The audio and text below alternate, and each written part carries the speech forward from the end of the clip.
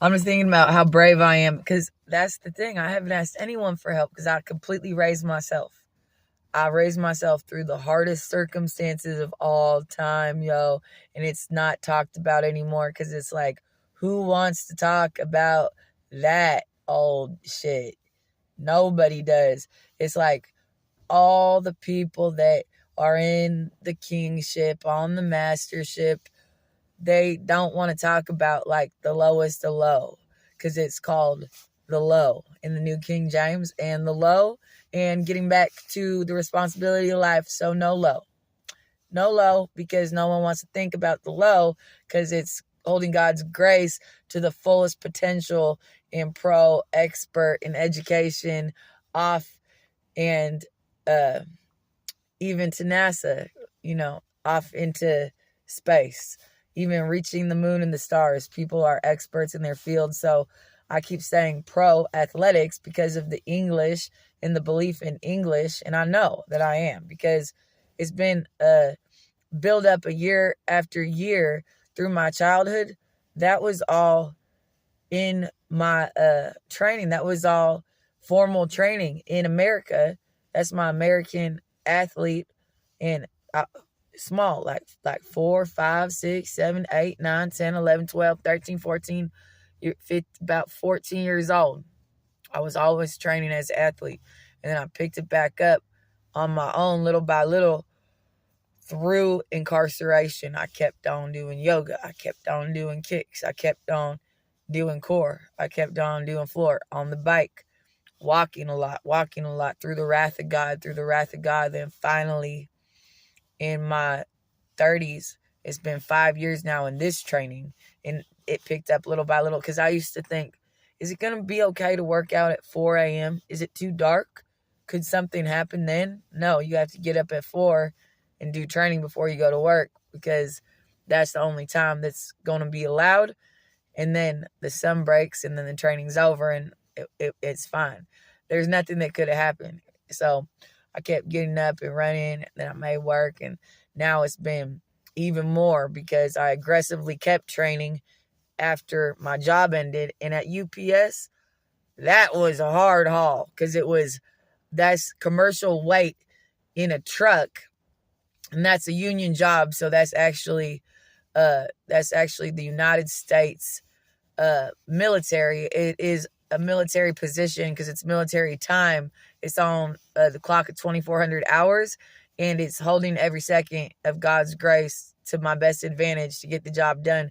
And it's moving weight. You have to be able to move 70 pounds or more, plus everything else in the algebra that could be out of my control, like huge boxes with a dolly. And then there's a staircase that's a fourth mile up, and it has to be placed somewhere where I know it's going to be safe. It can't be left in the street. It might have to go up the staircase also. And everything else has to be delivered. And that's me working for myself always. I'm always working for myself. And then it's getting back to the hub. So I worked my ass off that year as a rookie. And I was on like business routes. They're like commercial routes. And then that's even more tricky because that's Nordstrom's, that's Red Wing, and that's doing it different. You got to load your dolly, then you got to go in slow and drop the boxes off, and it's real easy because you just say hello and then leave. And that's also like the customer relation with the buyer, whoever's ordering. And I always did a good job, and I was thrown on a lot of routes. And then there was highly trafficked like high traffic commercial and residential routes. So then it's all the residential streets and all the commercial, also getting it all done with high volume of commercial weight in the truck, trying to get all of that weight out of the truck as one man, and then doing a pickup at the end that's filling the truck all the way back up. And then you got to go back out, help someone out. Help someone out that's not done. I'm done, but I'll help you out. People are happy. Oh, thank you for helping me out. It's only 20 more, and the 20 more is easy. It gets easy. So that's part of my athletic degree also. That's why I started thinking, this is cool. I could do this. This is an athletic position. I was fired for my athletic competence in that job. And so then I went back to training. Some days when I got laid off, I would keep going back to the trail by my house. It was a lake that was always there growing up, and I never went fishing at the lake. I never really went to the lake. But then my mom, she was all in her old age. She said, Bonnie, come on this walk with me. I'm going to walk the French Bulldog. So I did. She goes down to the fork. It turns around. I started going past the fork. So when I got off work, I kept on climbing up a hill. When I first got to the hill, it looked like dry sand. And I just kept on making it. I kept marching up the hill. I made the climb. And I kept on facing that hill. And then, so days off work, I'm going back to that. I'm getting that work done. I'm getting that run done. Then I was on my bike making it to the ocean. I live in California. I was just all over the Bay Area on my bike, then at the gym. Just let me become a triathlete. Why not? Because everything's going wrong, but I could keep on having fun in athletics because I'm not going to stay home. That's not going right because I haven't made any money. Both my kids are nearing time to go to high school.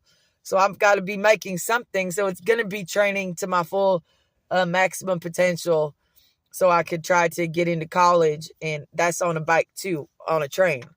That's with a backpack on a train at 5 a.m. on a bike to San Francisco to fashion school. And then back doing the homework and then back to class. And I did that. I made that for 2 years without my dorm. And then I moved to Los Angeles. When I moved to Los Angeles, I had my skateboard. I had my cross country. And then I was just going to get a job at the Hollywood Blow Dry Bar. And I was doing my cross country. I got my skateboarding, but I was being followed. Then there was voices. I got out of my car to go on my jog at like 3 a.m. And I never made it back to my car. And the police department didn't help me find my car. I never stopped looking for my car. I was on the freeway with a box. I was lying under the freeway. I had blood on my shorts and it was freezing cold. And I found a blanket. I laid by someone's apartment and I just laid there. It was freezing cold. And people, I walked and I walked and I walked day in and day out. And I climbed a real big hill with no shoes on, just in a lot of pain, a lot of slavery, a lot of bondage. And I saw the machine, I saw the motorcycles, I saw the bikes, and it was just all against me finding my car. Could you believe that? In Pasadena, I was on top of a hill and there was only a couple people up there, but I kept on walking on. I kept walking through it. And so it was how I was being sacrificed to the city illegally, and people were abusing me. You'll never find your car, but I never stopped looking for my car because it's my car and I own my car. And I missed my job interview. And when I did make it back to my car, I never gave up on my life. I got a tent. I moved my tent from place to place. I got up every day. I pushed a cart. I made it to the gym on days. I made it to Starbucks. I had my Bible. I never gave up on my life. I made it to the mall. I bought a new skateboard. I had bags, skateboarding with my skateboard, carrying everything I owned, then putting up the tent in Acacia. It's like $1 million neighborhood. I kept on making it. When I finally got back to my car, there was 6 weeks of police tickets on it. So they knew that my car was there. But it's like nobody knew because that's too big of a agency just for me to take on. When I finally made it back to my car, there was a guy pulled up. His wife was there. I said, "Can you jump my car?" They did. They jumped my car. He gave me his sister's name in Montana. And it was like all hell in Los Angeles. It was like the biggest, like, fallen city, like hell. Like every single person knew that I had been sacrificed to the city like that and treated like that. But it was nobody's cause, but I hadn't been treated right by the government there. I got in my car and made it up all the way to Montana almost, and I had to turn around because I had $40 to make it to the 91.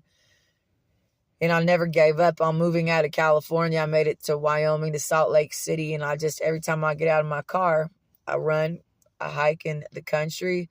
I'll never forget when I was in Wyoming, I got up real early in the morning, about 7. I went on a jog in the snow, and I saw the biggest desert rabbit I'd ever seen. Came out of nowhere. It was at least 4 feet, 5 feet tall. A rabbit, short, short fur, close to the skin, like pink and gray, with big, long, floppy ears. A desert rabbit. I swear, 4 feet tall, like that.